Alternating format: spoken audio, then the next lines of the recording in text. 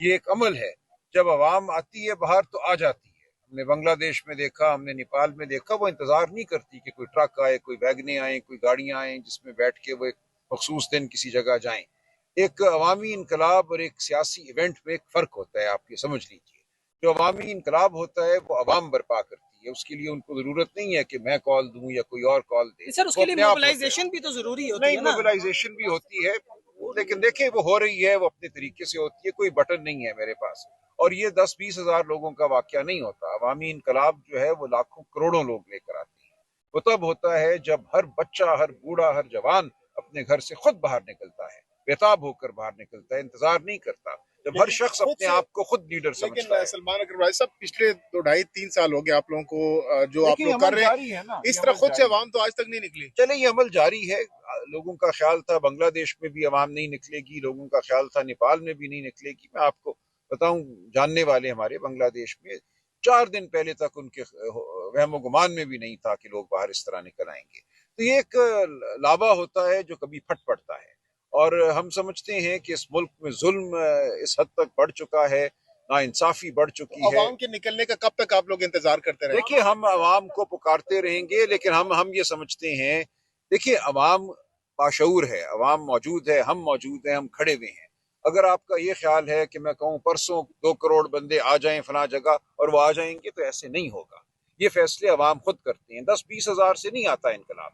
हम 20-30 हज़ार बंदे वैगनों बसों में बिठा के तो ले आएंगे, बहुत बड़ा हजूम भी आपको नजर आ जाएगा, लेकिन उससे इनकलाब नहीं आता। सर खान की कॉल पे अगर 27 का जलसा अवाम निकल सकती है तो क्या खान की चले कॉल पे खान अवाम साहब देंगे ना, एहतजाज के लिए नहीं निकलेगी? निकलेगी। खान साहब जब कॉल देंगे तो निकलेगी। खान साहब का इंतजार कीजिए। सब लोग तो 2 बार निकले, 4 अक्टूबर को भी और 24 नवंबर को भी, लेकिन देखिए लोगों को ये छोड़ के बहस है, वापस चली गई।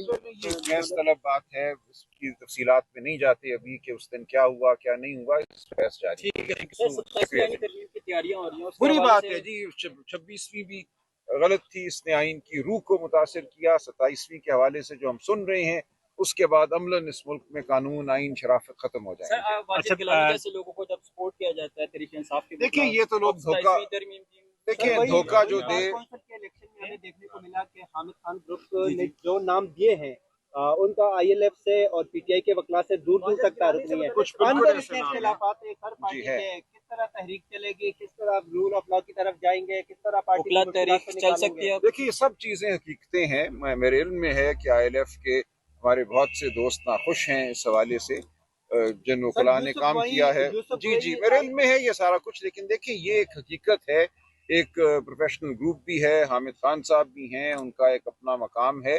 हम गुफ्तगू कर रहे हैं, हमारी अभी भी हाँ बिल्कुल ठीक कह रहे हैं। ये एक अच्छा वाकया नहीं है कि हम उस तरह से इत्तेहाद पैदा नहीं कर सके जैसे होना चाहिए था। लेकिन ये अमल जारी है, हम कोशिश करते रहेंगे। लोग अपने अपने मौक़िफ़ पर खड़े हो जाते हैं। मैं कोशिश कर रहा हूँ कि इस बार काउंसिल के इंतखाब के लिए मुतफ़िक़ा उम्मीदवार जो हैं हमारी तरफ से वो पेश किए जाएँ। शुक्रिया। अच्छा सलमान साहब बताइएगा, क्या नॉर्थ रीजन में या पंजाब में किसी हिस्से में कुछ तब्दीलियां हो रही हैं? अभी 2-3 दिन पहले सेंट्रल पंजाब में तो नए सदर अली इम्तियाज वड़ाइच साहब मुकर्रर हो गए हैं ना। इसके अलावा कोई तब्दीली हो रही है या नहीं हो रही, वो इस वक्त मेरे इल्म में कोई नहीं। उम्मीद की किरण नजर आ रही है खान साहब की रिहाई के हवाले से आ आपको रही है सलमान राज किरण, साहब? क्योंकि देखिए, पिछले 2 ढाई साल से हम उम्मीद वकला से पूछते हैं, वो कहते हैं कि 2 महीने 3 महीने 4 महीने। बहुत से वकला और सियासतदान तो ये भी कह रहे हैं कि अवाम ही निकालेगी, मुजामत के जरिए निकलेंगे, मुफाहमत के जरिए नहीं। तो आपको क्या लग रहा है? आप एक अदालती अमल है, एक अमल बाहर का अमल है। हम हर अमल में इस वक्त जुटे हुए हैं, लेकिन ये जो एक बेचैनी की फिजा है ये बिल्कुल जायज है, हमें समझ आता है। फिलहाल इस पोजीशन में नहीं है कि कोई टाइम फ्रेम दें या 3 महीने या 4 महीने? अगले महीने में खैबर पख्तूनख्वा बंद किया जा रहा है। देखिए मेरे इल्म में नहीं है कि किस तरह बंद किया जा रहा है खैबर पख्तूनख्वा। आप जनरल सेक्रेटरी, आपके एतमाद में नहीं लिया गया? नहीं, ऐसी कोई प्लान इस वक्त नहीं है। अगर बनेगी तो बात सामने आ जाएगी। साजिश हो रही है, क्या वजह है? देखिए ये होता रहता है ना, ये हर पार्टी में होता है, हमारी पार्टी में भी होता है, ये सब कुछ चलता रहता है। लेकिन आप ये यकीन रखिए कि हम हक की तरफ खड़े हैं। हम हमेशा हक की आवाज़ बनकर उठेंगे।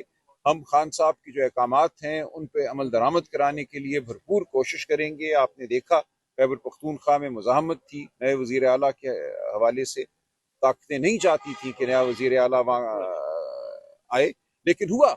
वहाँ पे पार्टी ने एक बेमिसाल इत्तेहाद दिखाया, सारे हमारे MPA वहाँ मौजूद थे, उन्होंने वोट डाला खान साहब के हुक्म के मुताबिक। तो ये एक बहुत बड़ा वाकया है जो आप हुआ। पिशावर हाई कोर्ट के चीफ जस्टिस के सामने जब पेश हुए थे वजीर आला के हलफ के हवाले से, सर आपने हरियाणा हिंदुस्तान के एक रियासत हरियाणा की कोई मिसाल दी थी, बताएंगे जरा वहाँ पे क्या नहीं, आपने गलत सुने। हमारी अपनी मिसालें बहुत अच्छी हैं जी। देखिए, अदालती फैसले सारी दुनिया के हैं, भारत के भी हैं और मुल्कों के भी हैं, कि जब एक आईनी ओहदेदार इस्तीफा देता है तो उसने इस्तीफा दे दिया, उसके इस्तीफे की मंजूरी की कोई जरूरत नहीं हुआ करती। ये हमारी बहस थी। शुक्रिया। अगर खैबर पख्तूनख्वा को बंद किया जाता है और कनेक्शन खत्म रेफरेंस है ना, अभी तक हमें वोकला ने कोई हमारा नहीं, काम है, नहीं किया, लेकिन अभी तक पटिशन ही दायर नहीं लगी हुई अभी तक। इसके बारे में क्या कहें, हमारे यूथ के लीडर हैं। नहीं, बिल्कुल। देखें जब उठाया गया तो आपने बताया हो गई है, पिटीशन दायर हो गई है। मेरी कल तफसीली बात हुई है ILF के सदर से, कोऑर्डिनेटर से, इंतजार पंचोता साहब से। वो बिल्कुल जाती तौर पे वो इस मुकदमे को देख रहे हैं। ILF की सारी टीम जो है इसमें मशगूल है। राजा साहब के बारे में कोई मुज़म्मती बयान देंगे आप? जी बिल्कुल देंगे। देखिए, ये तो हर एक के साथ ये जो अगवाकारी है, जो ये नाहक लोगों को उठाना है, गिरफ्तार करना है, उसके खिलाफ हम खड़े हुए हैं। इसमें राजा शहबाज साहब बिल्कुल हम समझते हैं नाहक उनको उठाया गया है, लेकिन ये तो हजारों के साथ हुआ है ना, हम हर एक के साथ खड़े हैं। सर अगर खैबर पख्तूनख्वा को बंद किया जाता है तो कैसी स्ट्रेटजी है सर? मुझे नहीं पता कौन कैसे कब बंद करेगा, अभी ये कबल अज़ वक्त बात। अच्छा, ये बता दें कि सैयद साहब ने वफा को यानी गाड़ियां जो दी गई थी सिक्योरिटी के पर्पज के लिए वो वापस कर दें, उसके बारे में बता दें क्योंकि क्यों वापस किए। हालांकि वफा ने वहां पर दहशतगर्दी KPK में ज्यादा है, उस वाले से उन्होंने गाड़ी दी, पूरे पाकिस्तान को दी गई थी। किसने गाड़ी दी थी? पूरी वफा की खैबर पख्तूनख्वा की अपनी गाड़ियां भी हैं, मुझे इस बात की तफसीलात का नहीं पता। गाड़ियां लगाई गई KPK में। चलें, देखिए उनके पास होंगी ना अपनी गाड़ियां। अच्छा चलिए, छोटा साहब आपने भी कहा कि हमारा कोई प्लान नहीं है, कोई तहरीक या एहतजाज की। ऐसा नहीं कहा मैंने। कह कि कल का नहीं है, परसों का नहीं है, ये मामला आगे बढ़ेगा। अब कल और परसों का दिसंबर, जनवरी, फरवरी में कोई ऐसी चीज नहीं ऐसे मत आप इन्हीं मंथ्स में कहा जाता है कि कोई तहरीक, ऐसे आप मत कहिए, ये कुछ भी हो सकता है। मैं आपको आज या कल की कोई बात नहीं बता सकता, परसों क्या होगा मुझे अभी वो रहने दें। अब तो यूरोप भी जो है वो अफगान महाजरीन को वतन वापस भेज रहा है क्योंकि वहाँ पे भी क्राइम बढ़ रहा है और यहाँ पे भी पाकिस्तानी हुकूमत ने ये फैसला किया है, जबकि PTI इसकी मुखालफत कर रही है। आप इसको क्या समझते हैं? क्या हमें जो खतरात दरपेश है, क्या उनके वजह से हमें उनको वापस नहीं भेजना चाहिए? नहीं, देखिए, एक बाइज्जत तरीके से जो भी अमल हो, बाइज्जत तरीके से हो। यहाँ 3 नस्लें उनकी पैदा हुई हैं।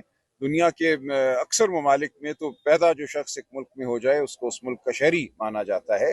तो ये लोग यहाँ 40-50 साल से रह रहे हैं, उनको बेइज्जत करके तो हमने नहीं भेजना ना। एक तरीके से ये सारा कुछ होना चाहिए। शुक्रिया। कि देखें बेइज्जत करके नहीं भेजना, लेकिन 40 साल से रहे, लेकिन जब से वो आए हैं चोरी डकैती फरेबी वो थोड़ी सी बढ़ी है, थोड़ी सी देख लें। मफरूजे हैं, ये भी देखने को उनके आने से ये मफरूजे हैं, ये बात